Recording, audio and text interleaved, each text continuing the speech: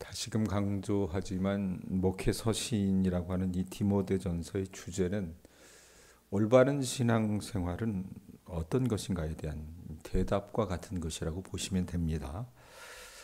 자, 어제 우리는 그 신앙생활 가운데 요체 중에 하나였던 모든 사람을 위하여 기도하라고 하는 도전을 받았습니다. 그리고 바울이 이어서 하는 본면이 8절부터가 나옵니다. 8절 한번 보세요. 뭐라고 얘기합니까? 그러므로 각 처에서 남자들이 분노와 다툼이 없이 거룩한 손을 들어 기도하기를 원하노라.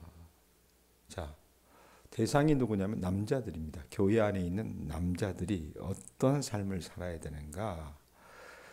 이 개역 개정 성경을 표준 세번역은 어떻게 풀어내느냐면, 그러므로 나는 남자들이 화를 내거나 말다툼을 하는 일이 없이 모든 곳에서 거룩한 손을 들어 기도하기를 바랍니다. 이렇게 표현합니다. 자, 기도하는데 왜 손을 들어 기도하라고 할까? 당시 여러분 교회에서 기도하는 사람들은요, 어떻게 했냐면 일어서서 양손을 들고 기도하던 것이 보편적인 관습이었습니다. 우리는 어떻게 기도해? 한국 사람들은 손을 모으고 머리를 숙이고 기도하잖아요. 그 당시는 어떻게 기도했어요, 백권사님? 두 손을 들고 기도했어요. 두 손을 들고. 자, 그런데 바울이 얘기하는 거 보면 여러분 말씀에 뭐라고 얘기해요? 거룩한 손을 들어 기도하라고 얘기하잖아요. 이 말은 뭐냐면 외적인 모습을 바울이 강조하는 것이 아니라 거룩한 손을 들어 기도하라고 말하면서 마치 내적이고 영적인 태도를 지적하고 있다는 것을 여러분 우리가 아실 필요가 있어요. 서서 두 손을 들고 경건하고 열정적인 모습을 보이며 기도하고 나서 여러분 그때 당시나 지금이나 별반 다르지 않은 게요. 교회는 여러분 늘 문제가 있어요. 오늘 새벽에도 우리 집사람하고 이제 그런 얘기를 좀 했는데 성철이 권사님 지금 많이 안 좋아요. 사실 위독합니다. 어제는 가족들하고 다 인사를 시켰고 오후 한 5시경쯤에 혜미자매가 이제 저한테 연락이 온 게 주치의가 아마 오늘을 넘기기 힘들 거다 이렇게 얘기를 해서 마음 준비를 해라 이래서 이제 이 문자를 보냈더라고요. 근데 제가 어제 가서 이제 혜미자매하고 한 1시간 정도 얘기하면서 두 가지를 다 생각을 해야 된다. 우리가 지금 할 수 있는 방법은 없다. 의학적으로도 어떻게 할 수 있는 어떤 뭐 방법들 다 강구했지만 결과가 나오지 않는다. 그러나 그때 출구가 없을 때 하나님이 일하시기 때문에 하나님 앞에 너나 나나 간절히 기도하자. 또 하나는 그렇게 되지 않기를 바라지만 하나님이 엄마를 불러가시면 그 사후의 삶에 대해서 언니를 어떻게 할 것인지 너나 나나 좀 같이 고민을 해보자. 이 얘기를 했어요. 근데 이 얘기를 왜 하냐면 교회라고 하는 것이 여러분 문제가 없는 게 교회가 아닙니다. 문제가 늘 있어요. 교회가. 예? 아내하고 이제 얘기하면서 왜 이런 일들이 일어나지? 아니 딱 지지난주부터 시작을 해서 무슨 줄줄이 사탕으로 막 그냥 뭐 암이 걸리고 뭐 수술을 해야 되고 예? 대여섯 명이 막 그러니까 저도 굉장히 사실은 좀 힘들어요. 근데 아내가 그런 얘기를 해요. 이번에 우리가 준비하는 말씀 사경회에 하나님께서 큰 은혜를 주시려고 하시다 보니까 사탄이 아마 이것을 이 교인들의 눈과 귀를 가리고 마음들을 흔들어 놓는 그런 일들을 하는 게 아닐까 싶어라고 얘기를 하더라고요.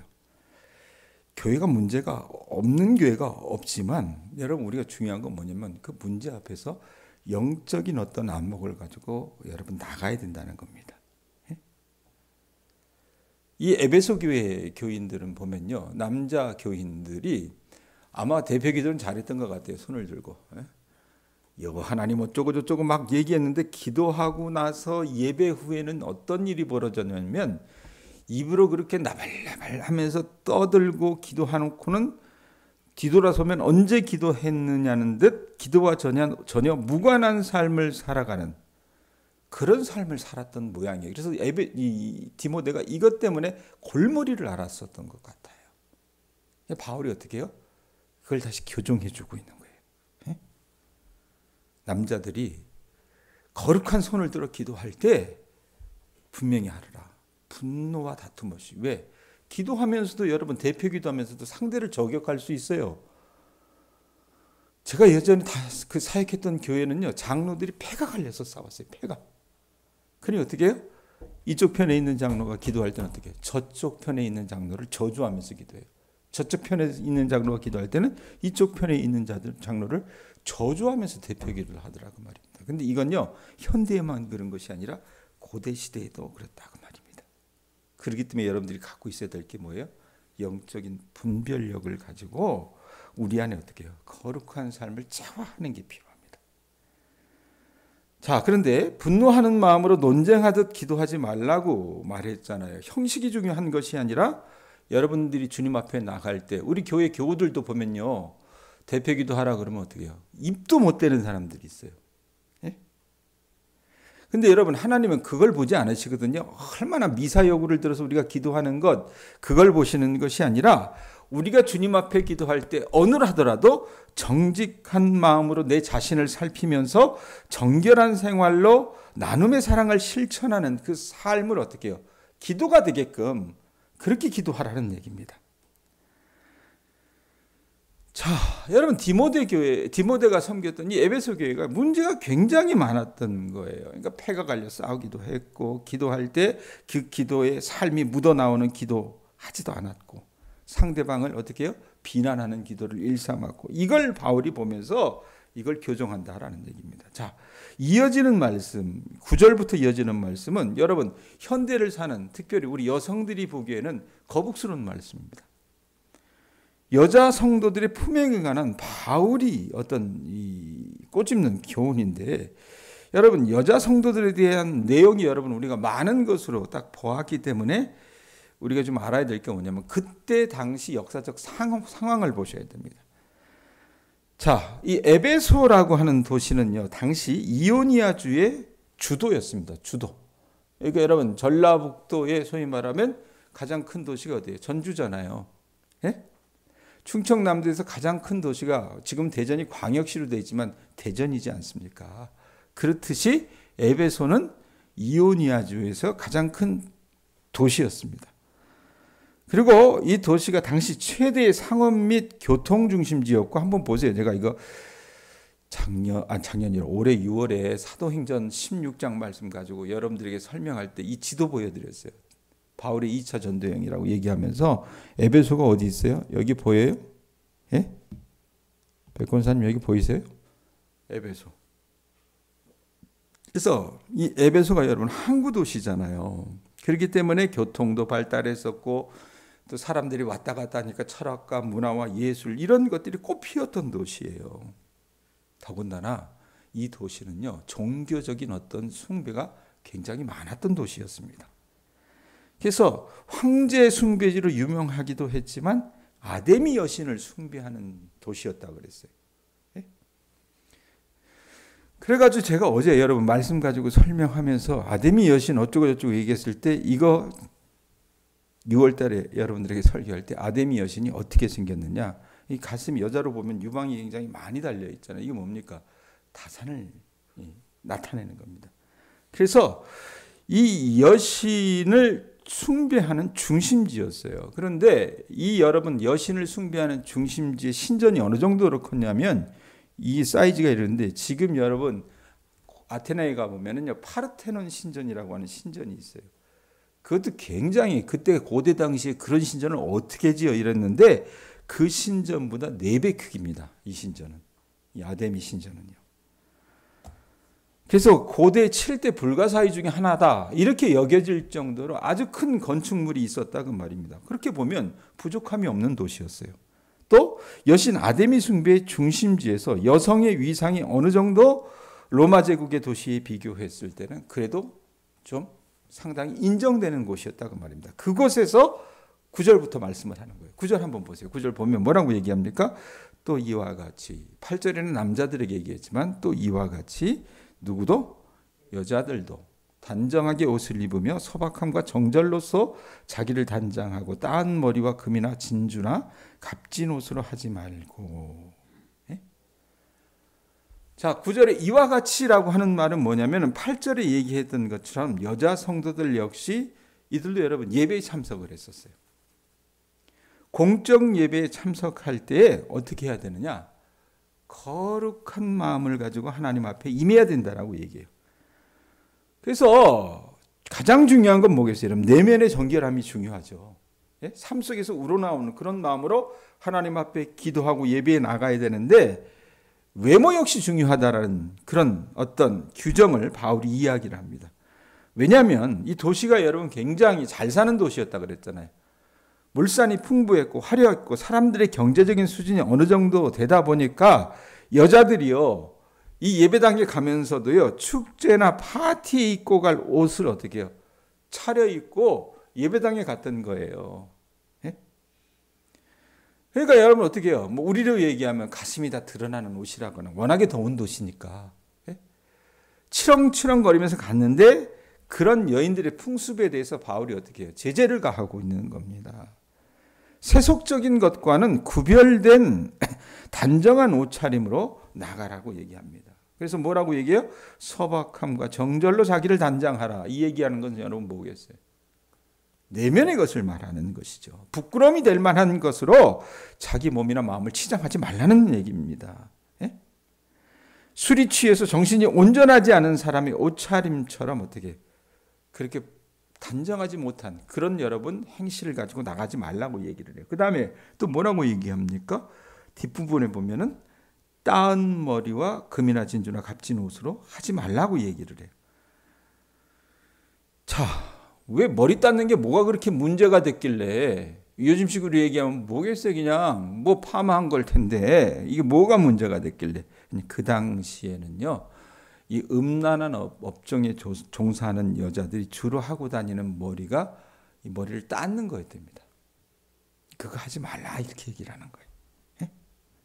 또 값비싼 어떤 금은 보석으로 치장하지 말고 값진 옷을 입지 말라고 그렇게 권면하고 있다고 보시면 됩니다. 이게 결국 뭐예요? 주님 앞에 예배 드릴 때 여성들은 알맞은 옷차림, 예? 그리고 거룩한 행실로 하나님 앞에 나가라는 얘기입니다. 그러고 나서 10절 보세요. 오직 선행으로 하기를 원하노라. 이것이 하나님을 경외한다 하는 자들에게 마땅한 것이니라 라고 얘기를 해요. 하나님을 경외하는 성도들에게 알맞은 여러분 단장은 바울이 다시 강조해요. 외면의 모습이 아니라 선행으로 하기를 원한다 그러잖아요. 그러니까 내면의 모습이라는 얘기입니다. 화려한 목걸이, 팔찌, 뭐 귀걸이, 반지 이런 액세서리로 화려한 옷으로 몸을 치장하는 것이 아니라 선행으로 내면을 하나님 앞에 단장한 사람이 예배에 참석하는 자의 올바른 어떤 모습이다라고 말씀해주고 있는 거라 그 말입니다. 그러면서 11절부터 15절 굉장히 보면 기분이 나쁜 말일 수 있어요. 요즘같이 이 양성평등의 시대. 근데 여러분 그것도 그 당시 역사적 배경을 가지고 보면 조금 이해할 수 있을 것 같아요. 11절 보세요. 뭐라고 얘기합니까? 여자는 일체 순종함으로 조용히 배우라 라고 얘기를 해요. 여러분 1세기 여자들은요, 우리가 지금 21세기를 살잖아요. 예? 2000년 전의 여자들은요, 지금 사는 그 여자들의 삶과는 완전히 달랐어요. 그러니까 사람이 아니었어요. 그냥 애 낳는 도구였다 그 말입니다. 그래서 교육의 혜택에서 다 제외를 시켰습니다. 명문가 집안의 딸아이가 아닌 이상. 그래서 남자들은 그 당시 주된 학문이 뭐였냐면은 철학, 그 다음에 수사학, 그리고 유대인들 같은 경우는 율법 교육.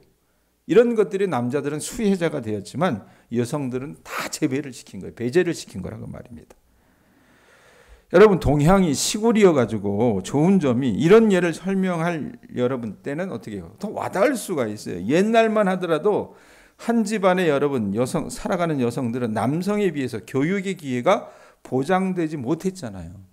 안 그렇습니까? 남자아이는 어떻게 하더라도 부모가 뭐 등이 부서져라도 중학교를 보내든지 고등학교를 보내든지 하는 대로 최선을 다해요. 그런데 여자아이들은 어떻게 합니까? 계집애 가 뭘 그렇게 많이 배워? 예? 이러면서 어떻게 해요? 시집이나 잘 가면 되지. 이런 정서가 그때 당시에도 비슷하게 있었다고 보시면 돼요. 그런데 바울이 뭐라고 얘기해요? 11절 보면 뭐라고 얘기해요? 뭐라고 얘기합니까?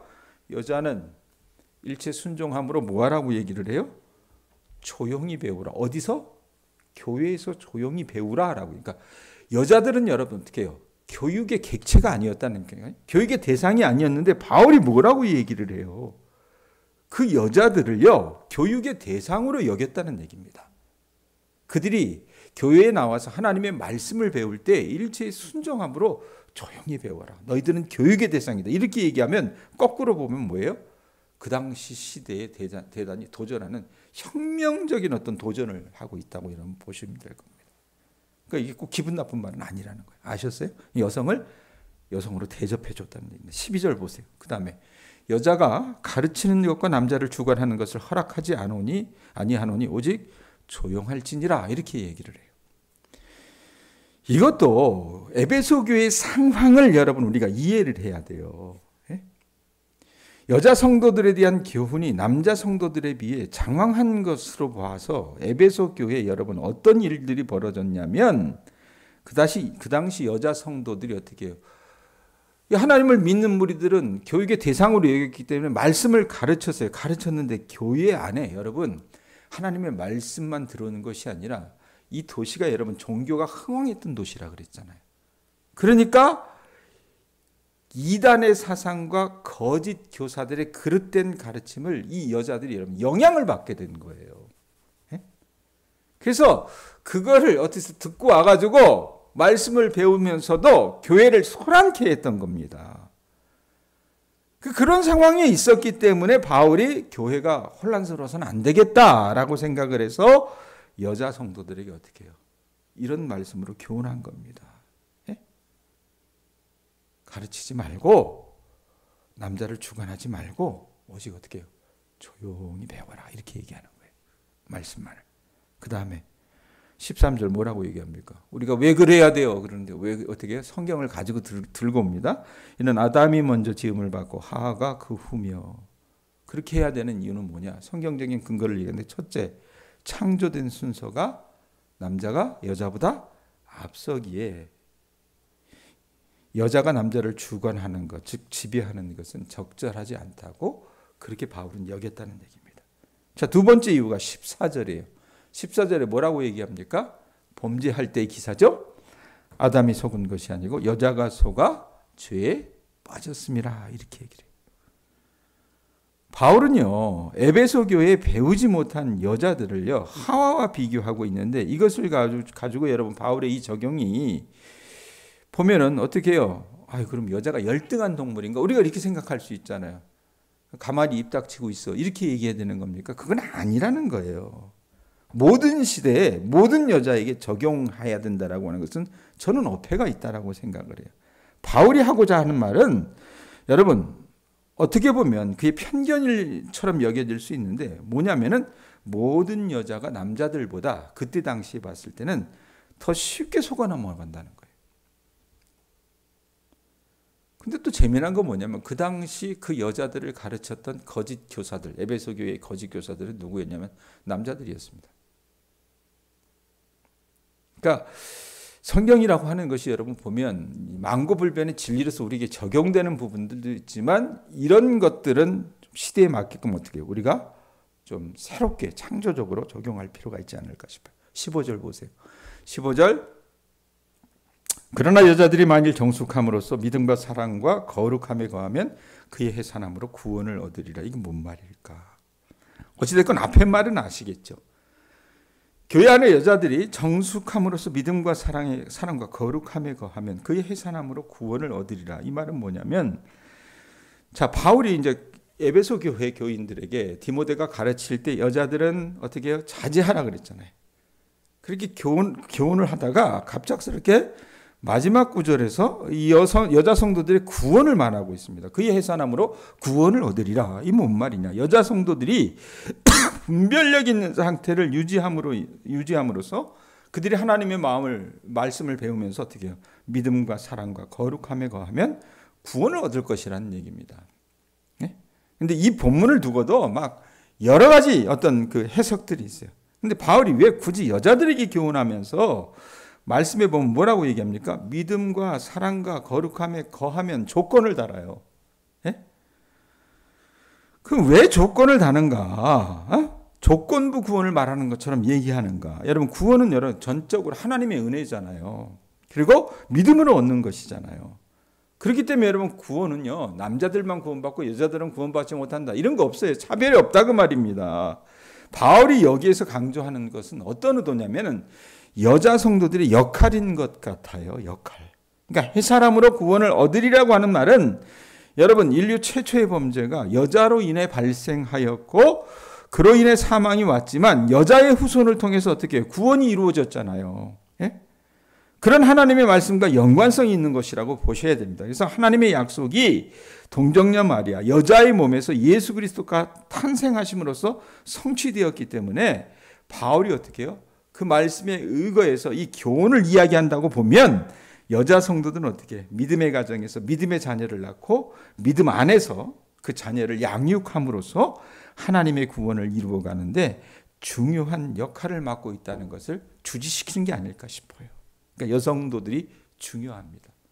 구원을 이루시는 여러분 주님의 통로, 귀한 도구가 여러분 여자 성도가 될 수 있고, 오늘날에도 여러분 한국교회는 사실은 남성도들의 여러분 역할도 크지만 그 남성도들의 역할 곱하기 한 2 정도를 여자 성도들이 해요, 사실은. 이건 우리가 인정을 해야 됩니다. 그렇기 때문에 해야 될 게 뭐예요? 분별력을 가지고 믿음과 사랑과 거룩함을 유지하는 삶을 살아야 된다는 거예요. 자, 정리합니다. 여러분, 오늘 본문 말씀 가지고 이렇게 쭉 보면 교회 내 남자의 역할들, 그냥 기도하려면 거룩함으로 이렇게 생각을 해요. 근데 여자들은 뭐 이렇게 많아 생각할 수 있겠지만, 여러분, 이 말씀들을 남자와 여자로 따로 받을 것이 아니라 구분 없이 받아야 할 말씀으로 보셨으면 좋겠습니다.